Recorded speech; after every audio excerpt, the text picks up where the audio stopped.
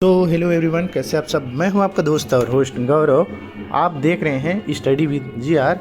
दोस्तों, अभी मैंने एक वीडियो डाला है डीएलएड बीएड एंट्रेंस एग्ज़ाम 2025 के लिए, तो उस वीडियो को आप लोग ज़रूर देख लीजिएगा। मैं आप लोग को बोलना चाहूँगा डीएलएड का सिलेबस अभी मैं पहले भी वीडियो डाल चुका हूँ, लेकिन अभी फिर से अवेयर करना चाहता हूँ आप लोग को, इसीलिए इस वीडियो को बना रहा हूँ। जो भी DElEd BEd BSc BEd BA BEd Chhattisgarh में तैयारी कर रहे हैं 2025 के लिए, वो लोग उन लोगों को जो है मेरा चैनल सब्सक्राइब करने के लिए बोलिएगा, शेयर कर दीजिएगा, जिससे आपको प्रॉपर गाइड मिलेगा, सारे क्वेश्चन का जवाब मिलेगा। नीचे कोई भी क्वेश्चन रहे डीएड बीएड से रिलेटेड संबंधित या टीटी सीजी टेट या सी टेट से संबंधित नीचे ज़रूर कमेंट कर देना। आप लोग मेरे चैनल को सब्सक्राइब करके रखना, क्योंकि मैं यहाँ आप लोग को जो है तैयारी करवाने वाला हूँ। करवाने वाला नहीं हूँ, करवाना स्टार्ट कर चुका हूँ। 2 वीडियो मैंने डाल चुका है, एक एनालिसिस का और दूसरा जो है सीडीपी का पहला क्लास। ठीक है, देखो, मैं जब पहला क्लास लिया तो मेरे को लगा कि एक बार फिर मैं सिलेबस समझा देता हूँ, जिससे आप लोग को आसानी होगा पढ़ने में। ठीक, तो हम सीडीपी चालू किए हैं, तो सिलेबस का वीडियो जो है मेरे टेलीग्राम चैनल को देख लेना। मैं सिलेबस भेज दिया हूँ वहाँ। टेलीग्राम चैनल का लिंक भी मैं कमेंट सेक्शन में दे दूँगा या डिस्क्रिप्शन बॉक्स में दे दूँगा। ठीक है, तो क्या करिएगा, आप जो है टेलीग्राम चैनल ज्वाइन कर लीजिएगा, ये सिलेबस आपको वहाँ मिल जाएगा। ठीक, अगर डीएलएड बीएड की तैयारी कर रहे हैं 2025 के लिए, इसलिए तो है ना, क्योंकि बिना तैयारी का आप लोग का बहुत लोगों का नहीं हुआ। मैंने प्रॉपर गाइड भी किया था, नहीं हुआ। इससे अच्छा क्या है, आप लोग तैयारी करिए। मैं एकदम लॉन्ग वीडियो नहीं, ईजी वे में, देसी अंदाज में पढ़ा रहा हूँ, आप लोग को बिल्कुल समझ आएगा। और पढ़ने के बाद हम लोग क्वेश्चन भी सॉल्व करेंगे कि हम लोग कैसे पेपर हॉल में डीएड बीएड का जो है क्वेश्चन कैसे सॉल्व करेंगे। ठीक, कर सकते हैं। तो देखिए, ये सिलेबस तो मैंने पहले भी बता चुका है। हम लोग यहाँ देखेंगे शिक्षण अभिरुचि मतलब सीडीपी। इसको मैं थोड़ा डिस्कस करता हूँ। अगर मैं डिस्कस नहीं करूँगा और सीधा पढ़ाना स्टार्ट कर दूँगा, आप लोग को बिल्कुल समझ नहीं आएगा। तो मैं बताना चाहूँगा, जो सीडीपी में हमारा सिलेबस होगा, ये हमारा शिक्षण अभिरुचि है दोस्तों। ठीक है, ये हमारा शिक्षण अभिरुचि है। ठीक, तो शिक्षण अभिरुचि को हम लोग क्या बोलते हैं, इसी को हम लोग जो है सीडीपी बोलते हैं। क्या दोस्तों, तो इसी को हम लोग जो है सीडीपी बोलते हैं। सीडीपी यहाँ मैं लिख देता हूँ सीडीपी। ठीक, तो ये चाइल्ड डेवलपमेंट के लिए होता है दोस्तों। ठीक, चाइल्ड डेवलपमेंट के लिए होता है। शिक्षण अभिरुचि में अब हम लोग को जानना होता है, अगर आप इसको देखें तो ये सिलेबस आप लोग पढ़ सकते हो, लेकिन ये किसके लिए होता है, इसमें हम क्या क्या पढ़ते हैं और क्यों पढ़ते हैं, उसको हम लोग को जानना ज़रूरी है। तभी आप जो है उसको और अच्छे से समझ पाएंगे। तो शिक्षण अभिरुचि मतलब दोस्तों, हम लोग जो है चाइल्ड डेवलपमेंट करते हैं। मतलब एक बच्चा को, जो बच्चा होता है ना हमारा, यहाँ मैं एग्जांपल दे रहा हूँ, ये एक बच्चा है। ठीक है, तो एक बच्चा के गर्भ से लेकर, यहाँ देखिए ये माँ है अगर, तो गर्भ से लेकर बड़े होते तक जैसे जैसे बढ़ता है, क्रिया करता है, सारा चीज़ जो सीखते जाता है, हर चीज़ सीखने की प्रक्रिया, क्रिया करने की क्रिया, सोचने की क्रिया, A to Z हम जो है बच्चे के विकास, गर्भ से लेकर अंतिम तक जो विकास के बारे में सीखते हैं, जानते हैं, इसी को हम लोग जो है शिक्षण अभिरुचि कहते हैं, सीडीपी कहते हैं। आप लोग को समझ आया? मतलब कि हम जो है शिक्षण अभिरुचि में बच्चों का विकास पढ़ेंगे, अवस्था पढ़ेंगे, बच्चे के बारे में कैसे सीखता है, जानता है, दुनिया में कैसे आता है, कैसे घुलता है, मिलता है, वातावरण, हर चीज़ हम जो है शिक्षण अभिरुचि में पढ़ते हैं। तो अब आप लोग को इतना समझ आ गया कि सीडीपी में हम लोग क्या क्या पढ़ते हैं। इसमें कोई गणित विज्ञान ऐसा कुछ नहीं है। हम लोग सिंपल एक, हम मतलब मैं बोलना चाहूँगा, हम मतलब आप लोग खुद जो बच्चे थे और बच्चे से भी बड़े हुए हो, अभी डीएलएड का फॉर्म या बीएड का फॉर्म भर रहे हो, तो इतना आप लोग को पता हो गया क्या क्या सीखे, क्या क्या नहीं सीखे, कहाँ रुके, कहाँ गिरे। तो ये सारा आप लोग जो खुद जो है एक्सपीरियंस कर चुके हो, तो ये सीडीपी पढ़ना आपके लिए बहुत इजी हो जाएगा, क्योंकि आप खुद हो, आप खुद ने ये सारा का सारा चीज़ एक्सपीरियंस किया है अपने बचपन के दिनों में और अभी भी इसलिए इसी चीज़ को हम लोग पढ़ेंगे, तो आपको डरने की कोई ज़रूरत नहीं है। ये बहुत इजी सब्जेक्ट है जिसको आप लोग खुद कर चुके हो अपने लाइफ में, है ना, अपने लाइफ में खुद कर चुके हो। उसी को हम लोग CDP में पढ़ते हैं, शिक्षण अभिरुचि में। आशा करता हूँ मैं ईजी वे में आप लोग को मैं समझा दिया। अगर आप सुने होंगे तो ईजी वे में समझा दिए। अब हम जो है, मैंने पहला क्लास लिया है अधिगम, तो उसको ज़रूर देख लीजिएगा। उसके बाद जो है मैं कंटिन्यू भी वीडियो लाऊंगा। अब हम सिलेबस को एक बार देख लेते हैं। ठीक, मैंने जो जो बोला है उसी चीज़ इस सिलेबस में दिया होगा, तो उसको हम लोग देख लेते हैं। तो यहाँ दिया है दोस्तों, बैकग्राउंड से आप लोग को सॉरी मैं थोड़ा सा क्षमा चाहूँगा। हमारे गांव में कुछ हो रहा है सांस्कृतिक कार्यक्रम, ठीक है, जो गांव में होता रहता है। शिक्षण अभिरुचि में अगर आप लोग जानोगे तो हमारे गांव में गौसज्जी हो रहा है, गौसज्जी, जिसमें देवी मतलब गांव के देवी देवताओं को जो है क्षमा मांगते हैं, प्रार्थना करते हैं, उनसे पूजा पाठ करते हैं, और गांव को जो है फिर से क्या करते हैं, मतलब अच्छे से चलाने के लिए देवी देवताओं को मनाते हैं, इसीलिए इसको गौसज्जी कहते हैं। तो हमारे गांव में गौसज्जी हो रहा है ना, उसी का जो है आवाज़ आ रहा होगा, तो उसके लिए थोड़ा सा एडजस्ट करना, क्योंकि ये 9 दिन तक चलेगा, तो 9 दिन तक तो मैं रुक नहीं सकता आपको लिए पढ़ाने के लिए, समझाने के लिए। इसीलिए मैं जैसे भी जिस स्थिति में है वीडियो डाल रहा हूँ, आप लोग थोड़ा एडजस्ट करना।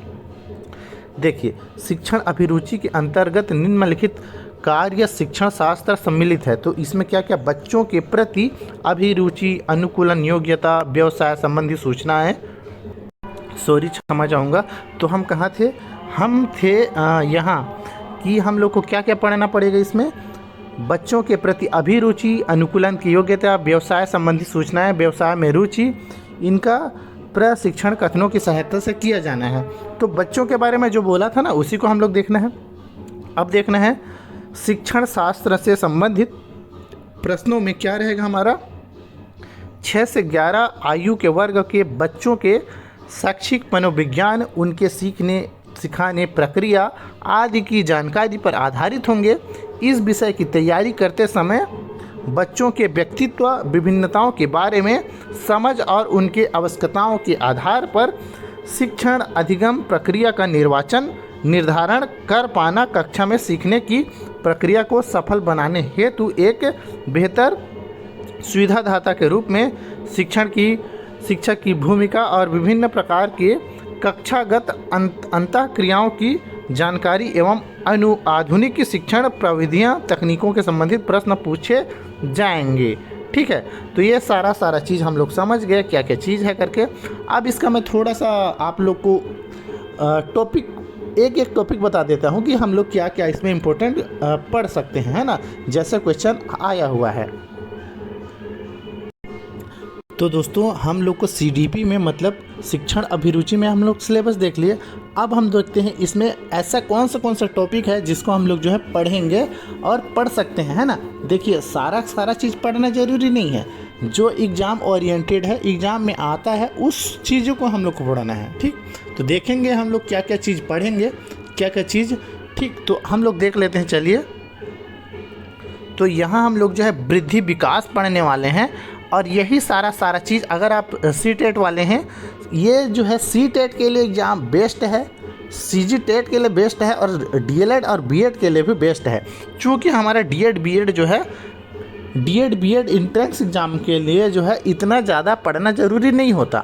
तो हम जो है DED BEd एग्ज़ाम के लिए जितना इम्पोर्टेंट है उसको पढ़ेंगे।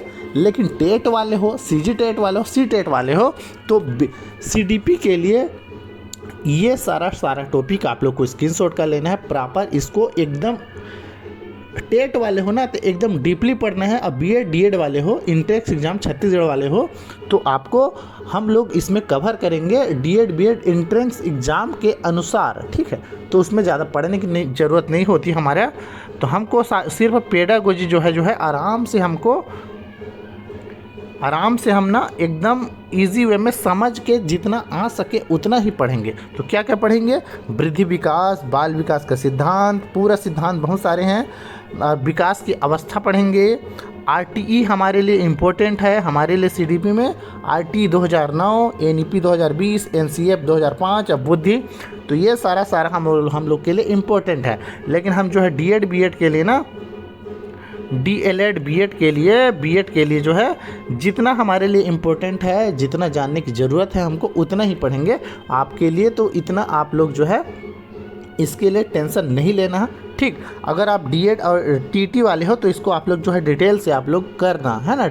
TT वाले टेट वाले हो तो डिटेल में करना। मैंने पहले भी वीडियो बनाए हुए हैं, लेकिन मेरा चैनल छोटा है दोस्तों, इसीलिए ज़्यादा व्यूज़ नहीं आता है। दिक्कत नहीं है, मैंने अपना पूरा एक्सपीरियंस दिया हुआ है। मैंने टेट, CTET, CGTET सब निकाला हुआ है, यहाँ तक कि टीचर का भर्ती भी निकाला हुआ है। लेकिन किसी कारणवश मेरा जो है टीचर में होने के बाद भी हुआ नहीं, अपात्र हो गया, ठीक है। उस टाइम मेरा क्वालिफिकेशन नहीं था, ऐसा कुछ था। तो मेरा पूरा एक्सपीरियंस है, इसलिए मैं बता रहा हूँ। बस आप लोग जो है मेरे साथ बने रहे। टेट के लिए जो है मैंने पहले वीडियो बना चुका है, अपना एक्सपीरियंस भी शेयर किया है, उसको भी देख लीजिएगा।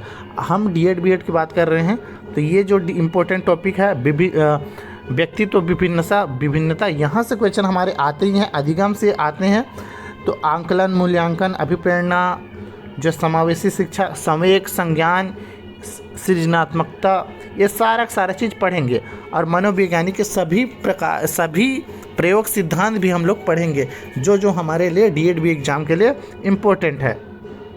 तो थॉर्नडाइक पढ़ेंगे, स्किनर सिद्धांत, अल्बर्ट बंडूरा, वाइगोत्स्की, पावलोव सिद्धांत, जीन पियाजे, वाटसन। तो देखिए ये सारा हम लोग जो है पढ़ेंगे। और आप लोग को बताऊंगा CTP के लिए जो है मैंने CTET, इसमें CTET, CTT या CGTT के लिए जो है प्रॉपर इस सारा का जो है वीडियो में डाला हुआ हूँ, प्ले लिस्ट बना हुआ है, आप लोग उसको पढ़ लीजिए, ठीक। लेट हो रहा है, आप लोग उसको पढ़ लीजिए, वही जो है DED BED में भी काम आने वाला है, ठीक है।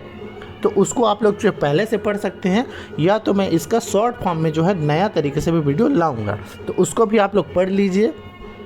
नहीं तो जो है शॉर्ट जो है एग्ज़ाम ओरिएंटेड, जो एकदम सिर्फ एग्ज़ाम ओरिएंटेड ही लाऊंगा, उसको आप लोग वेट करिए। और नहीं कर सकते तो आप जो है सीधा प्ले लिस्ट बना हुआ है, उसको आप लोग जो है पढ़ लीजिए। तो ये हमारा CDP का पूरा प्रोसेस रहा दोस्तों।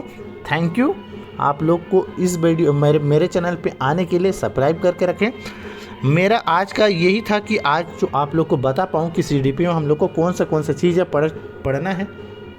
मैंने पुराना क्वेश्चन देख लिया है, हमारा जो है ज़्यादातर क्वेश्चन यहाँ से आ रहा है कि हमको खाली समझ के बना सकते हैं।